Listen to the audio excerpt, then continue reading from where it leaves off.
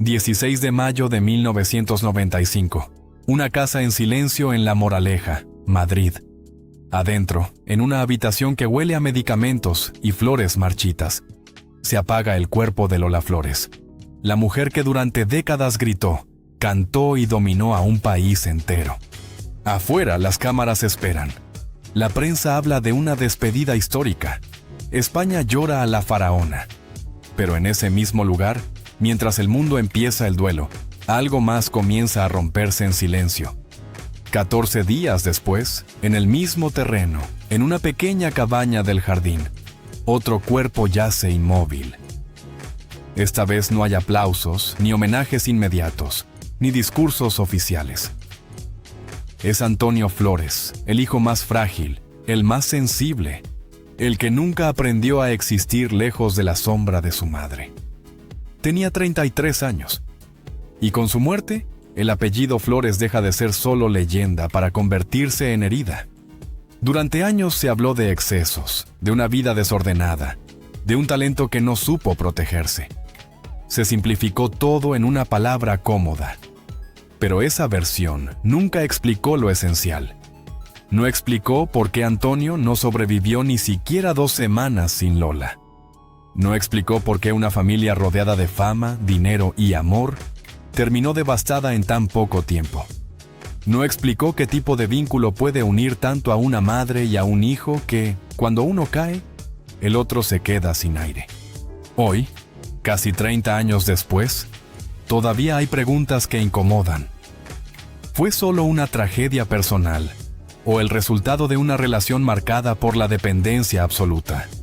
¿Hasta qué punto el amor puede convertirse en una carga imposible de sostener? ¿Quién protegía realmente a quién dentro del clan Flores? ¿Y qué precio se paga cuando una madre convierte a su hijo en el centro de su propio universo? En esta historia aparecerán documentos médicos ocultos durante décadas, testimonios familiares que nunca se dieron en televisión y decisiones íntimas que el mito prefirió callar. Veremos cómo el éxito construyó una dinastía, pero también cómo esa misma estructura asfixió al heredero más vulnerable. Porque detrás de los trajes, las canciones y los aplausos, existió una verdad mucho más incómoda. Pero para entender cómo la faraona terminó arrastrando a su hijo a la sombra, primero hay que volver al origen, al momento en que Lola Flores decidió que su familia sería un imperio. Sin imaginar que todo imperio, tarde o temprano, exige un sacrificio. Jerez de la Frontera, 1923. Antes de que España aprendiera a venderse a sí misma como postal, antes de que la palabra folclore se convirtiera en negocio, nace una niña con un nombre largo y una vida pequeña. María Dolores Flores Ruiz. No nace con corona, nace con hambre de escenario. Con esa clase de intuición que no se enseña, que solo aparece en quienes entienden muy pronto que la realidad no perdona. Su familia era humilde. Su punto de partida no era una leyenda, era una calle cualquiera. Y aún así, desde ahí, ella decide algo que cambiará todo. No va a ser una mujer más, va a convertirse en un personaje. Porque lo que el mundo conoció como Lola Flores no fue solo talento, fue arquitectura. Fue una construcción diseñada para resistir, para brillar, para dominar. Y en esa construcción hay una verdad incómoda que casi nunca se dice en voz alta. Lola no era gitana pura.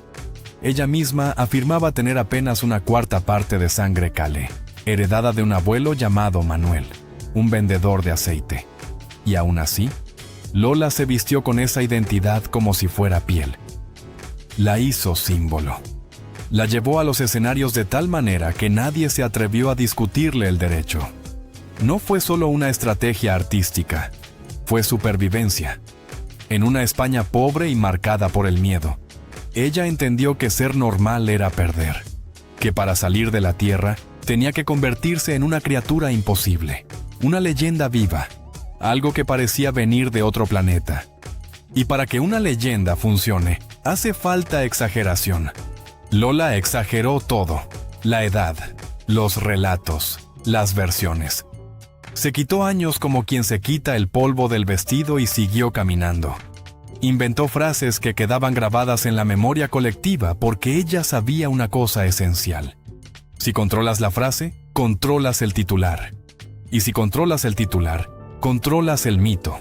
Por eso, cuando el caos rodeó la boda de su hija en 1983 y ella gritó, «Si me queréis, irse», no fue un accidente inocente, fue poder en estado puro, la demostración de que incluso el desorden le pertenecía. En los años 50 y 60, su nombre ya era una máquina. Contratos grandes, cifras grandes, giras grandes. Cesario González la convierte en un fenómeno. Ella se vuelve millonaria, conquista México, cruza a Nueva York, seduce públicos que no comparten ni su acento ni su historia, pero sí entienden lo que es presencia. Y sin embargo, detrás del brillo, había una mujer con una obsesión que no se veía en el escenario. El miedo a la soledad, el terror a que la familia se rompiera. Ese era su verdadero enemigo, no la crítica, no la competencia, la ruptura. Y aquí hay un detalle que tienes que guardar. Lola no estaba obsesionada con el dinero. El dinero se le escapaba como agua. Ella misma decía que tenía un agujero en la mano. Lo que le importaba era el control, el clan, la tribu. Su idea de familia no era suave ni ligera, era una fortaleza. Y ella no solo era la madre, era la jefa, la representante, la protectora, la que pagaba, decidía, organizaba, salvaba, la que no permitía que nadie se fuera demasiado lejos. Entonces llega 1961. Nace Antonio, el hijo único. Y con ese nacimiento, sin que nadie lo note, se enciende la mecha de la tragedia. Porque Antonio llega en medio de dos hermanas fuertes, Lolita y Rosario, y aún así, Lola lo mira como si fuera el centro del universo. No lo ama solo como madre, lo consagra, lo vuelve altar, lo protege de todo, incluso de la vida. Le compra lo mejor, le abre puertas, le cubre errores, le evita golpes. Y al hacerlo, le deja una marca invisible, una cuerda emocional que nunca se corta. Antonio crece rodeado de música, de aplausos y de un apellido que pesa como una piedra. Pero también crece con una idea silenciosa en el pecho, que sin ella no existe, que su lugar está dentro de esa sombra inmensa. Lola cree que lo está salvando. Antonio cree que la está adorando. Y sin darse cuenta, ambos están construyendo una dependencia que no perdona el vacío. Porque cuando una mujer convierte su nombre en imperio, no todos los que viven dentro del imperio sobreviven igual. Algunos brillan, otros se ahogan en el eco. Y desde este punto, el relato deja de ser la historia de una estrella y se convierte en la historia de una casa donde nada es del todo libre, donde el amor también puede ser un encierro. Y para entender cómo esa fortaleza se llenó de fantasmas, hay que entrar a la parte que nunca se anunciaba en los escenarios, el matrimonio, los pactos silenciosos y las sombras que se movían detrás de la puerta cerrada. Madrid, 27 de octubre de 1957. 6 de la mañana. No es hora de boda, es hora de fuga. Mientras la ciudad todavía duerme, un coche avanza hacia el Escorial con los vidrios empañados y el corazón apretado. No hay flores, no hay música, no hay fotógrafos. Hay prisa, hay miedo. Hay 22 personas contadas, como si cada invitado fuera un riesgo. Y cuando María Dolores Flores Ruiz firma como Lola Flores, lo hace con la misma mano con la que después dominaría escenarios, pero con un temblor que el público jamás verá. Porque ese matrimonio no nace de la ternura, nace de una amenaza. La clase de amenaza que convierte el amor en trinchera y la familia en fortaleza. Antonio González, el Pescailla, no era un hombre cualquiera. Era música en estado natural, el origen de una manera de tocar y de vivir que acabaría marcando a generaciones. Pero antes de ser mito, era un hombre con pasado. Y ese pasado tenía nombre y tenía sangre. Dolores Amaya, una bailaora, una hija de un linaje gitano poderoso, y una niña que quedaba atrás como una herida abierta. Cuando el Pescailla se va con Lola, El gesto no se interpreta como romance, se interpreta como traición. Y en ese mundo, la traición no se perdona con silencio, se paga. Por eso aquella boda se hace de madrugada, como si el amanecer pudiera esconderlos, como si un papel firmado pudiera convertir el peligro en distancia. Desde ese día, la pareja aprende a vivir con una sensación que no se enseña en los teatros. La sensación de que el mundo no solo mira, el mundo acecha. Y aquí empieza el verdadero secreto, el que no cabe en las fotos oficiales. Porque la gente vio una pareja poderosa. Vio una reina del folclore y un hombre que la acompañaba. Un esposo que parecía estar ahí para sostener el cuadro perfecto. Pero dentro de esa casa, el cuadro era otra cosa. Lola no era la esposa que se apaga para que el marido brille. Lola era el motor. Lola era la economía. Lola era la autoridad. Y el pescailla, con su genio, con su orgullo, termina aceptando un lugar que para muchos hombres sería una humillación. No porque fuera débil, sino porque el huracán que tenía al lado no dejaba espacio para nadie más.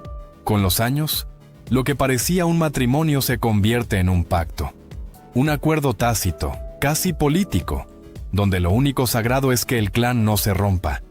La calle puede hablar, la prensa puede insinuar, el mundo puede inventar, pero la casa no se cae. Y para que la casa no se caiga, se negocian cosas que nadie dice en voz alta. Se negocia la imagen, se negocia el deseo, se negocia la soledad. En ese espacio aparece Antonio Carrasco, el Junco, un bailarín de su compañía, un hombre que entra como entra la sombra, sin anunciarse, sin ocupar el titular, y sin embargo, se queda. No un mes, no un año, más de 20. El Junco no es una aventura, es una segunda vida. La parte donde Lola deja de actuar para el público y empieza a respirar para sí misma. No se trata de escándalo fácil. Se trata de una mujer que tiene todo menos algo esencial, un lugar donde bajar la guardia. Con el pescailla el amor existe, pero se enfría. Con el Junco aparece otra cosa, una intimidad que no necesita aplausos. Lola llega a decirlo de una forma brutal, como solo ella podía, que una cosa es el cuerpo y otra cosa es el cariño. Y detrás de esa frase hay una estructura emocional que marca a todos los que viven cerca. Porque los hijos crecen dentro de un teatro familiar, donde cada quien tiene su papel asignado. El padre como presencia respetada pero eclipsada. La madre como reina absoluta que lo decide todo. Y un amor oculto que flota en el ambiente como perfume caro, visible solo para quien sabe olerlo. Antonio, el hijo único, absorbe ese mundo con una sensibilidad peligrosa. Ve a su padre ceder, ve a su madre mandar.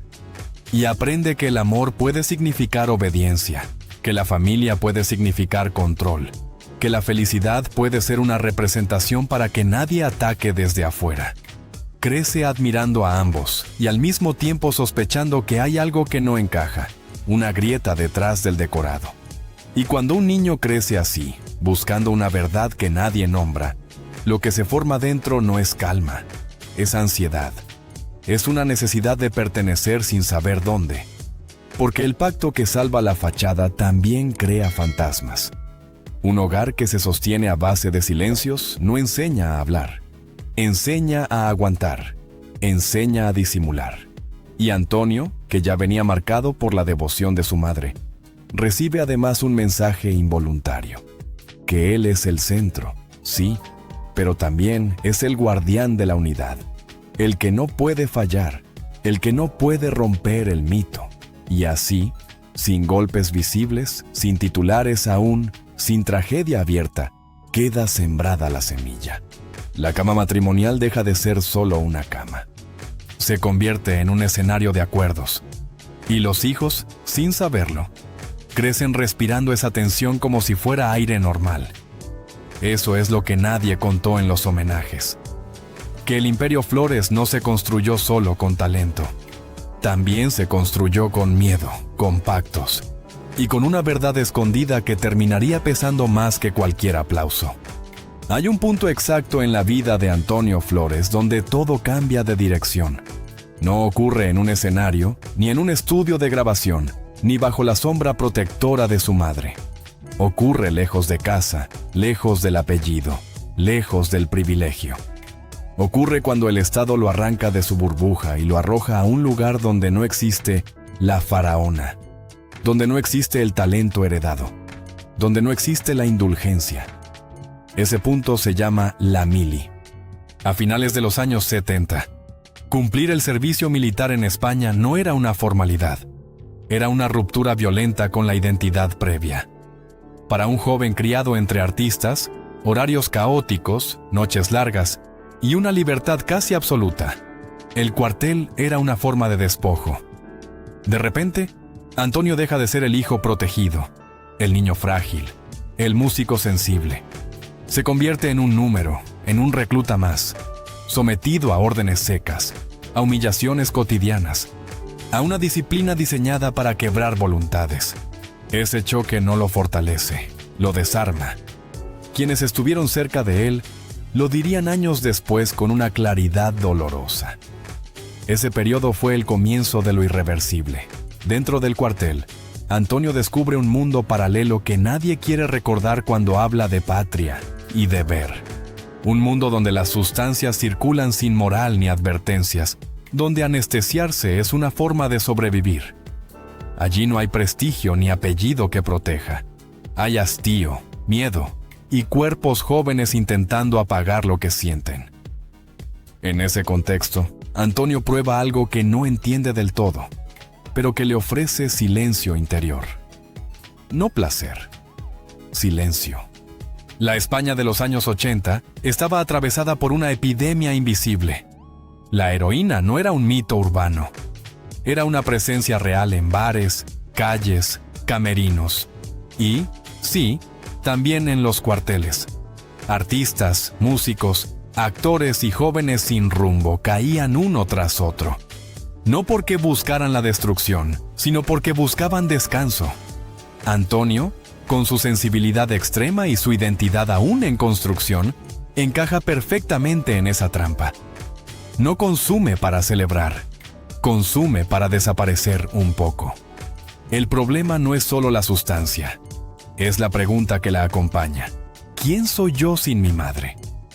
¿Valgo por mí mismo o solo por el apellido que cargo? Antonio vive comparándose con un estándar imposible. Su madre es una leyenda viva. Sus hermanas brillan con fuerza propia. Y él, aunque talentoso, se percibe siempre como insuficiente. Cada intento artístico viene acompañado de una duda corrosiva. ¿Me aplauden por lo que hago o por quién me parió? Cuando Lola Flores descubre lo que está pasando, reacciona como siempre ha reaccionado ante cualquier amenaza.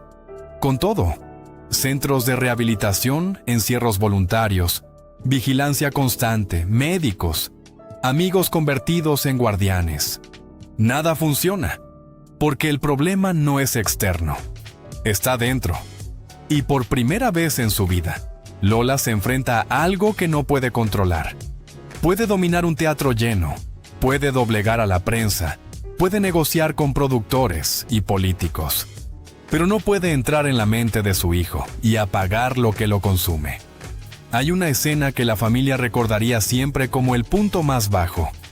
Antonio, atravesando una crisis, sin fuerzas para sostenerse, con el cuerpo pidiendo alivio. Lola, desbordada, rota, gritando algo que no es una amenaza ni una manipulación, sino una confesión desesperada. Que si eso lo está destruyendo, ella quiere entenderlo. Que si él cae, ella cae con él. Dicho desde el amor, pero recibido como una carga imposible.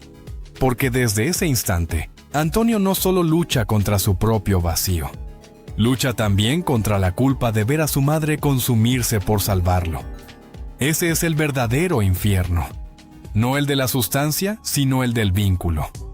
Antonio empieza a asociar su existencia con el sufrimiento ajeno. Cada recaída no es solo un fracaso personal. Es una herida directa al corazón de la mujer más grande de su vida. Y esa presión no redime. Aplasta. Así se forma el círculo.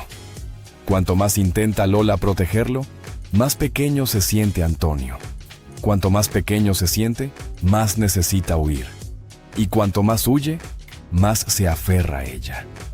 No hay villanos claros, no hay maldad consciente, solo amor mal colocado, miedo sin herramientas y un joven que nunca aprendió a existir sin ser el centro de una devoción absoluta. Lo que empezó como un shock militar termina convirtiéndose en una enfermedad del alma. Una que no se ve en las fotos, ni en los discos, ni en los aplausos. Una que avanza en silencio, esperando el momento en que ya no quede nada a lo que aferrarse. Y ese momento, aunque nadie lo sabe todavía, ya ha comenzado a acercarse. A finales de los años 80, cuando el apellido Flores ya no era solo arte, sino una industria completa, el golpe no llegó desde un escenario ni desde un camerino. Llegó desde un sobre oficial, frío, impersonal, con membrete del Estado, Hacienda. Para Lola Flores, aquello fue más humillante que cualquier crítica, porque contra el público ella sabía defenderse, contra los aplausos también, pero contra los números, los plazos y la ley moderna, estaba completamente desnuda. Entre 1982 y 1985, el Estado español concluyó que Lola había dejado de declarar ingresos millonarios. No hablamos de errores menores ni de despistes administrativos.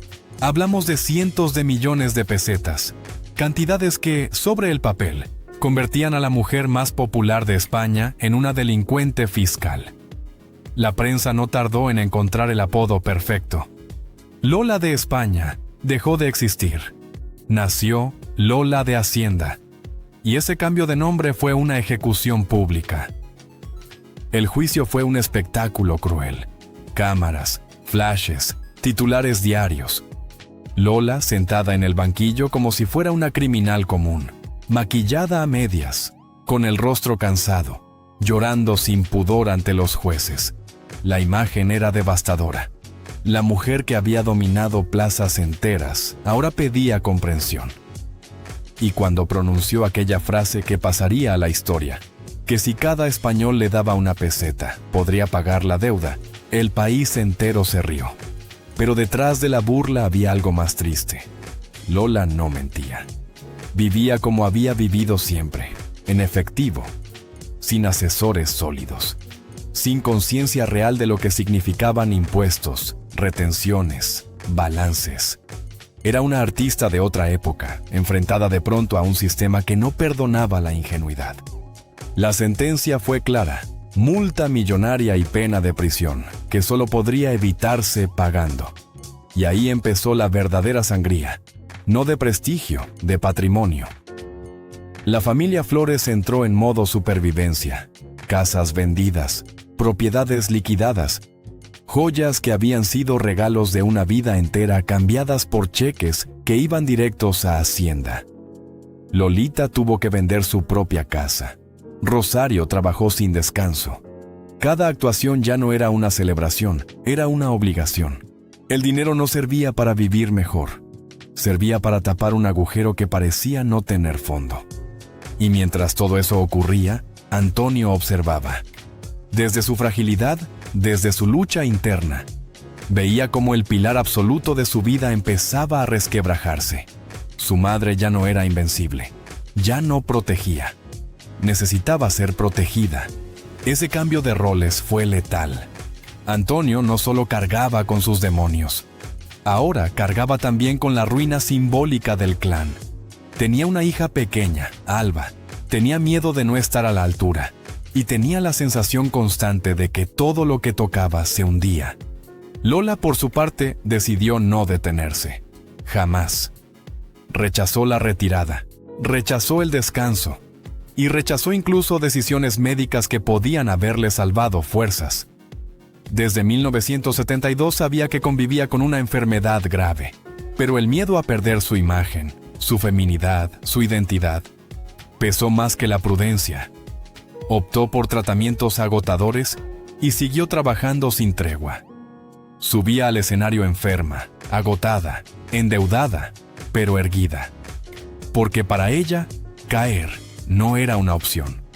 Muchos médicos y personas cercanas lo dirían después en voz baja. El estrés continuo, la presión judicial, la humillación pública y el desgaste físico aceleraron su deterioro. El cuerpo de Lola empezó a pagar lo que el personaje se negaba a aceptar, pero aún así, siguió adelante. Cantó, actuó, sonrió, pagó, como si cada aplauso fuera una moneda más para comprar tiempo. La paradoja es brutal. Mientras el Estado le exigía cuentas, Lola intentaba salvar algo mucho más importante: la estabilidad emocional de su hijo. Pero ya no tenía fuerzas, ni dinero, ni control. El imperio que había levantado durante décadas empezaba a crujir desde dentro. Y Antonio, que nunca aprendió a vivir sin el sostén absoluto de su madre, empezó a intuir que el derrumbe era inevitable. La guerra con Hacienda no solo vació las cuentas de los Flores, vació la energía, la autoridad y la seguridad de la mujer que había sostenido todo. Y cuando una familia se construye alrededor de una sola columna, el día que esa columna tiembla, no hay refugio posible. Desde ese momento, la tragedia dejó de ser una posibilidad. Empezó a ser una cuenta regresiva. Cuando la salud de Lola empezó a quebrarse de forma visible a comienzos de 1995, algo más se resquebrajó al mismo tiempo dentro de Antonio. No fue un deterioro lento, fue una fisura súbita, casi violenta, como si el mundo que lo sostenía hubiera comenzado a desmoronarse sin previo aviso. Durante décadas, Lola había sido más que una madre. Había sido refugio, escudo, excusa, motor y anestesia. Y ahora, ese cuerpo que siempre pareció indestructible comenzaba a fallar.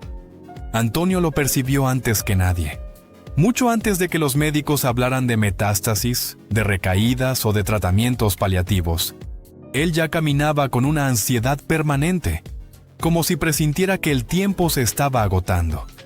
A quienes intentaban tranquilizarlo les repetía siempre lo mismo, con una serenidad que daba miedo: el día que mi madre se vaya, yo me voy detrás. No lo decía llorando, lo decía convencido, como una certeza íntima, no como una amenaza. Lola escuchaba esas frases y fingía no oírlas, pero en privado, con sus hijas y con las personas más cercanas, confesaba su mayor terror. No era morirse, era dejar a Antonio solo.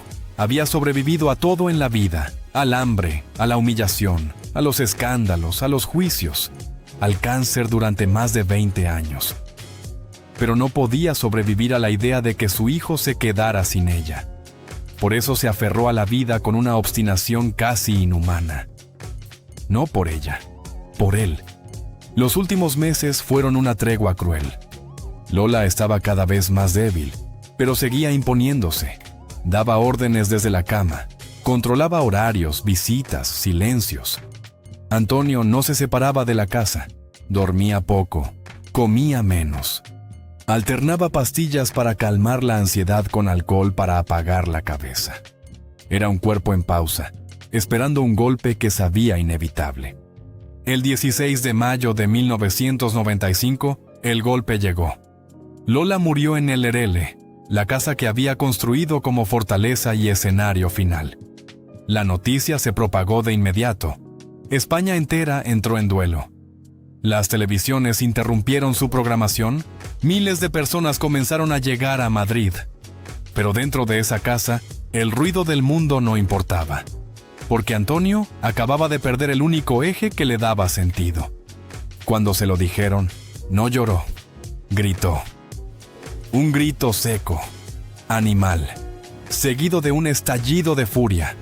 Golpeó una pared con tanta fuerza que se fracturó la mano derecha. El yeso llegó casi de inmediato, pero el daño real no estaba en los huesos, estaba en algo más profundo. Antonio se negó a ver el cuerpo de su madre, se negó a asistir al entierro, se negó a compartir el duelo con nadie. Se encerró en la cabaña del jardín, ese refugio construido para protegerlo del mundo, que ahora se convirtió en una celda. Pasaba las horas sentado, mirando al vacío, con la mirada perdida y el cuerpo ausente. No dormía de noche, no comía durante el día, apenas hablaba. Quienes lo veían decían lo mismo. Era como un fantasma caminando por una casa que ya no reconocía. Mientras fuera, la familia Flores recibía homenajes, flores, cámaras y aplausos tardíos. Antonio se apagaba en silencio. La mujer que había contenido todos sus miedos ya no estaba, y sin ella, todo lo que había logrado mantener a raya durante años empezó a desbordarse. La ansiedad se convirtió en pánico, el dolor en culpa, la dependencia en vacío absoluto. Ese fue el verdadero inicio del final, no un acto repentino, no una decisión consciente, sino una caída lenta y continua, marcada por la certeza de que el vínculo que lo mantenía vivo se había roto para siempre. 14 días después, el mundo descubriría las consecuencias. Pero en ese momento, en esa casa silenciosa, el desenlace ya estaba escrito. Durante los 14 días que siguieron a la muerte de Lola Flores, el tiempo dejó de comportarse como tiempo para Antonio. No avanzaba, no retrocedía, simplemente se acumulaba. Cada hora era igual a la anterior, pesada, espesa, sin contornos claros. Vivía en un estado extraño, suspendido entre la vigilia y el agotamiento, como si su cuerpo siguiera funcionando por inercia mientras su mente ya se hubiera marchado con ella. Del 16 al 30 de mayo de 1995, Antonio apenas comió, apenas durmió. Caminaba por el lerele con el brazo derecho escayolado, los ojos ocultos tras gafas oscuras incluso de noche, la barba crecida y el rostro hinchado. Quienes se le acercaban decían que hablaba poco y mal, frases inconexas, recuerdos mezclados, promesas sin destinatario. A ratos parecía tranquilo, a ratos completamente ausente. Aún así, el 26 de mayo decidió cumplir. Subió a un escenario en Pamplona para presentar Cosas Mías. No estaba en condiciones físicas ni emocionales, pero lo hizo. Frente al público, con la voz rota y el cuerpo rígido, señaló al cielo y dijo una sola frase dedicada a su madre. No fue un gesto teatral, fue una despedida. Nadie en ese momento entendió que aquel concierto era el cierre definitivo de su vida pública. Las noches eran peores. Volvía a la cabaña del jardín, ese refugio que Lola había mandado construir para protegerlo del mundo. Allí, el silencio era absoluto. Alternaba alcohol con pastillas recetadas para calmar la ansiedad y el insomnio. Amigos cercanos intentaban vigilarlo, sin invadir, sin provocar un estallido. Antonio insistía en que estaba bien. Repetía una frase que hoy resulta imposible de olvidar. Mañana estaré mejor. La noche del 29 de mayo, en el lerele, se mostró inquieto. Bebió infusiones, tomó suplementos, se metió en la piscina a horas impropias buscando mantenerse despierto. No quería dormir. No quería quedarse solo con sus pensamientos. Cuando regresó a la cabaña, 2 personas de máxima confianza se quedaron cerca, escuchando su respiración, creyendo que por fin había logrado descansar. A la mañana siguiente, el silencio fue distinto, demasiado prolongado. Cuando la puerta se abrió, el cuerpo de Antonio yacía inmóvil sobre la cama. Tenía 33 años. La noticia volvió a sacudir a España, pero esta vez no hubo incredulidad. Hubo una sensación amarga de inevitabilidad. Durante décadas, el relato público simplificó lo ocurrido. Demasiado dolor. Demasiada rapidez. Sin embargo, años después, los documentos médicos revelados por su hija Alba mostraron otra realidad. No hubo una decisión consciente ni un acto deliberado. El informe forense habló de un colapso orgánico provocado por una combinación letal de sustancias legales e ilegales, acumuladas en un cuerpo exhausto, con el sistema nervioso y el corazón profundamente debilitados. El alcohol potenció los efectos de los sedantes. Los estimulantes forzaron un organismo sin reservas. Los analgésicos interactuaron de forma peligrosa. No hubo nota. No hubo gesto final. Solo una suma de desgaste físico, químico y emocional imposible de sostener. Cuando llegaron los servicios de emergencia, La escena ya estaba definida. En medio del caos, una frase atravesó la casa como un cuchillo. No fue una frase pensada, fue instinto puro. Una certeza inmediata sobre quién aún podía salvarse y quién no. En ese momento, la familia entendió lo que Antonio llevaba 14 días repitiendo sin que nadie quisiera escucharlo. 2 muertes en 2 semanas. 2 columnas de una misma historia derrumbadas casi al mismo tiempo. Lo que quedó fue un apellido devastado, una familia rota y una verdad incómoda.